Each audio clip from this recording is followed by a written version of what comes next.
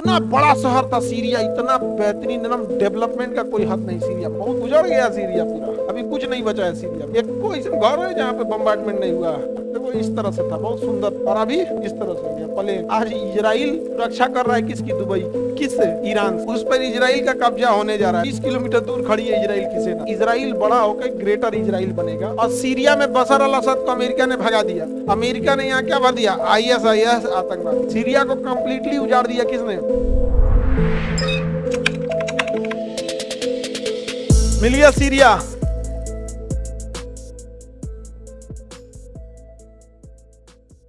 नहीं मिला सीरिया। दमिश्कस राजधानी, उस पर इजराइल का कब्जा होने जा रहा है। दमिश्कस से 20 किलोमीटर दूर खड़ी है इजराइल की सेना, और इजराइल दमिश्कस में। और सीरिया में बशर अल असद को अमेरिका ने भगा दिया, और यहाँ का प्रधानमंत्री है बेगुनाह आतंकवादी है। अब बैठाया कौन है? अमेरिका। आप आतंकवादी हैं, अमेरिका का फायदा करते हैं, अमेरिका आपको दामाद बना लेगा।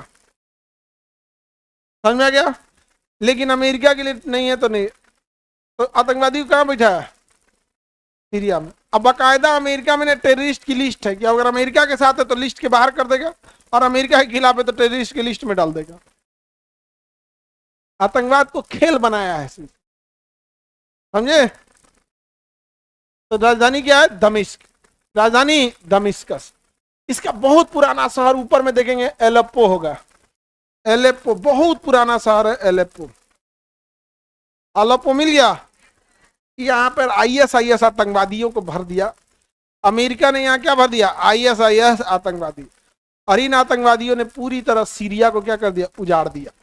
सीरिया को कंप्लीटली उजाड़ दिया किसने? ISIS। किसने? ISIS। मिल गया सीरिया।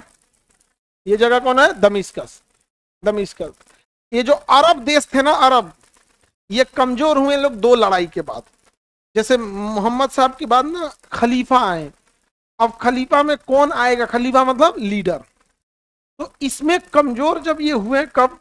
जब मोहम्मद साहब के जो हजरत अली थे, उनके जो इमाम हुसैन और इमाम हसन, करबला की लड़ाई हुई, और मोहम्मद साहब के जो अपना खानदान था ना, उन्हीं को मार दिया सब। दमिश्कस का राजा, कहाँ का? दमिश्क। नाम था यजीद। यजीद कहा कि हम लीडर रहेंगे। दमिश्कस का राजा यजीद क्या बोलता? हम रहे। तो मोहम्मद साहब के जो वंशज थे लोग, इमाम हसन इमाम हुसैन, इन्होंने कहा कि इसमें कोई इस्लाम धर्म में राजा माने कौन सी होता है? सब बराबर है। समझ में गया? सब बराबर। लेकिन आज जहाँ इस्लाम है वहीं राजा बैठता है। सब बराबर। मस्जिद में जाके देखोगे ना, अगर कोई डीएम है, उसी जिला के डीएम है, और मस्जिद में नमाज पढ़ने गए, लेट से आए ना तो बाहर पढ़ेंगे, अंदर नहीं घुस जाएंगे। लेट सपोज कीजिए अपने दहीने इतना जगह छोड़ के बैठे हैं कि हम आराम से बैठेंगे, भले उस जिला के डीएम है, उस जिले का भिखारी आके उनको कह देगा उधर घसक के बैठिए, उनको घसक के बैठना पड़ेगा। अब जो नमाज पढ़ने, जो आप में से जो मुस्लिम लोग हैं, बताओ सही बता रहे हैं कि नहीं? अंदर नहीं जा सकते, अंदर नौटंकी नहीं चलती उसमें, तो बढ़ करके हूँ। अगर लेट से आए ना तो बाहर बैठिए। जगह नहीं मिला है ना तो जहाँ वजू बनाया जाता है ना, वहाँ पानी उनी गिरल रहता है, हुए तो नहीं दरी उरी बिछा के बैठिए। वो जगह नहीं है तो बाहर सीढ़ी पे बैठिए, नहीं है तो अखबार लीजिए, सड़क पे जाइए, वहाँ बराबरी का बात चलता है। यहाँ कुछ नहीं है यहाँ पे, समझे? अब मालिक जहाँ बैठेगा, नौकर भी बगल में बैठेगा। ये नहीं हो सकता है कोई, मतलब ये नहीं कि इनका ऊंचा उनका नीचे, कुछ नहीं, सब बराबर। वहाँ कुछ नहीं होता है मस्जिद में। मस्जिद में बस 3 सीढ़ियाँ होती हैं सामने, जिसे स्टेज को मस्जिद में मेंबर बोला जाता है। जैसे हम अभी स्टेज पे खड़े हैं ना, हम किस पे खड़े हैं? स्टेज। किस लिए? आपको दिख सके। वैसे उसमें 3-4 सीढ़ियाँ होती हैं, जितना बड़ा मस्जिद है उसमें, ताकि वो स्टेज पे से खड़े हो सके। उसको मस्जिद का मेंबर बोला जाता है। मेंबर मैंने क्या है? स्टेज है, और कुछ, बाकी कुछ नहीं। मस्जिद मैंने खाली जगह, ना किसी देवी देवता का फोटो, ना कुछ नहीं, बस ऐसे हॉल है।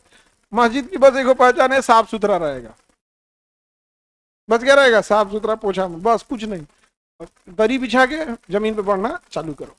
तो मोहम्मद साहब के वंशज थे इमाम हुसैन और इमाम हसन। उन्होंने कहा कि इस्लाम धर्म में राजा कैया से रूल करने लगा, ना कि नहीं, आप भी हमारे अधीन रहिए। उछल दिया सेना लेके अरब में। तो इन्होंने कहा कि मक्का बड़ा पाक जगह है, हम मदीना पाक जगह है, यहाँ खून खराबा ठीक नहीं, हम ही हट जाते हैं, राजतंत्र तो रहेगा नहीं। ये लोग यहां से चले गए इराक के बगदाद में। इराक के कहां पे? बगदाद। बगदाद के पास एक जगह है करबला, बगदाद के पास जगह है करबला जगह, वहां चले गए लोग। अब इराक में करबला दिखेगा आपको, देखिए दिखा, इराक में कौन जगह दिखा? करबला, मिल गया करबला। तो ये लोग कहां चले गए? करबला। ये जो सीरिया का राजा था, सीरिया का राजा यजीद, इतना बड़ा शहर था सीरिया, इतना बेहतरीन, एकदम डेवलपमेंट का कोई हद नहीं, सीरिया बहुत अमीर थे सभी सब। ये अपनी सेना घुमा लिया कहां? करबला के लिए। और वो लोग तो दीन इस्लाम वाले थे, नॉर्मल सेना लेके तो गए नहीं थे, उनके पूरे परिवार को घेर लिया, पूरे परिवार को कहां घेर लिया? करबला में। और कहा कि हमारी अधीनता स्वीकार कीजिए। अधीनता का मतलब था बैत, अरबी भाषा में बैत मतलब हम आपको अपना गुरु मानते हैं, हम आपसे बैत होते हैं, मतलब हम आपसे शिक्षा लेते हैं, ताकि हमसे बैत हो। तो कहे कि भैया हम अगर तुम्हारी अधीनता स्वीकार कर लेंगे, दुनिया में जब तक रहेगा लोग क्या कहेंगे कि भैया उन्हीं के खानदान का आदमी उनके अधीनता स्वीकार, मूल सिद्धांतों से बंद है। तो उसने कहा, सीरिया का राजा यजीद, घेर लो चारों ओर से। और इराक उराक पानी, पहले हैंडपंप कहाँ होता था? तालाब से पानी लिया जाता था, नदी या तालाब से पानी ले सकते थे। कहा कि सब जगह तालाब पे सैनिक लगा दो, कोई पानी नहीं ले सकता, इन लोगों को पानी पड़ने से मना कर दिया, कोई पानी नहीं ले सकता, प्यास से एकदम परेशान हो गए, समझे हम। इनके छोटे बेटा थे, लगभग 1-1.5 महीने के होंगे, वो ले गए कि मेरे से दुश्मनी है, इस छोटे बच्चे से क्या दुश्मनी है, इसे पानी दे दो। तो यजीद ने आदेश दिया अपनी सेना को, तीर ऐसा चलाओ कि छोटे बच्चे के गर्दन को पार करते हुए हाथ में लगे। तो तीर चलाया तो गर्दन से पार करते हुए हाथ में लग गया, यहाँ पे पूरे खानदान उजाड़ गए। तो वहां पे ना मुहर्रम के दिन जब आखिरी हो गया तो युद्ध के लिए निकले कि अब तो या तो हम शहीद होंगे, तुम्हारी अधीनता स्वीकार नहीं करें। तो पूरे परिवार को घेर लिया गया, पूरे परिवार को मार दिया ये। और फिर इमाम हुसैन आए और युद्ध लड़ाई लड़ा गया, और युद्ध में लड़े, और उसके बाद नमाज के टाइम पे सर काट दिया सब। कौन? सीरिया का राजा, और चला गया यहाँ से। और यहाँ से इस्लाम धर्म कमजोर होना चालू हुआ। लेकिन मानसिक रूप से कमजोर हुआ जब चंगेज खान का पोता हलाकू खान इसी बगदाद में आया और बगदाद की सारी किताबों को जला दिया और वहां दजला और फरात नदियों में बहा दिया, और उसकी स्याही बह गई, कलम से नहीं, नीब से बोर बोर के लिए पूरा बह गया। तो जो मेंटली जो इनका रिसर्च था वो खत्म किया किसने? हलाकू खान ने।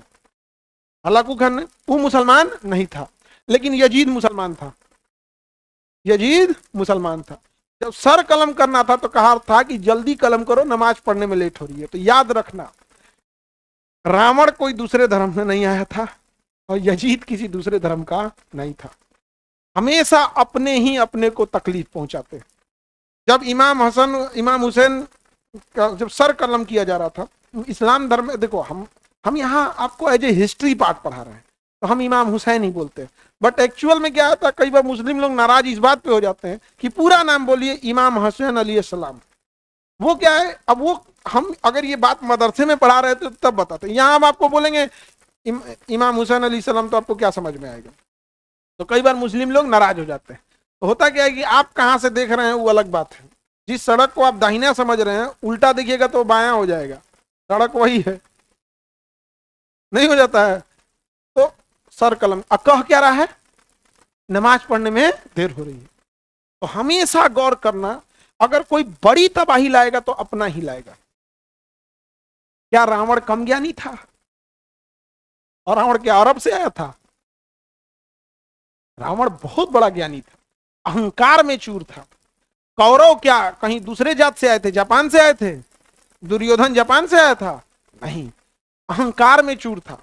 कंस मामा अहंकार में चूर थे, और यहां पर यजीद अहंकार में चूर था। उसको ये नहीं समझ में आया, बद्दुआ लगाई सबको बहुत कि तुम क्या हो जाओगे, मतलब उस समय की बद्दुआ थी कि तुम आबाद नहीं रहोगे, उजड़ जाओगे। सीरिया, अभी के समय सीरिया देखते हैं, उस समय राजा था यजीद।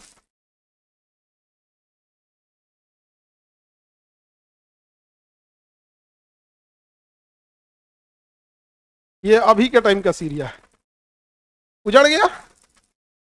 ये अभी क्या है, दिख रहा है? उजड़ गया सीरिया पूरा, अभी कुछ नहीं बचा है सीरिया में। एक को ऐसा घर है जहां पे बम्बार्डमेंट नहीं हुआ, कोई उठा के देखिए, ये है सीरिया, दिख रहा है?